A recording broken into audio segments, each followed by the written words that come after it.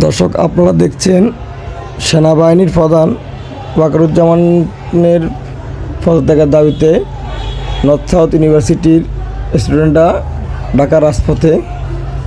এই মুহূর্তে আপনারা দেখতে পাচ্ছেন নর্থ সাউথ ইউনিভার্সিটির স্টুডেন্টরা ঢাকা রাজপথে বাংলাদেশ সেনাবাহিনীর প্রধান ওয়াকারুজ্জামানের পদত্যাগের দাবিতে। আমি দেখানোর চেষ্টা করছি আপনাদেরকে।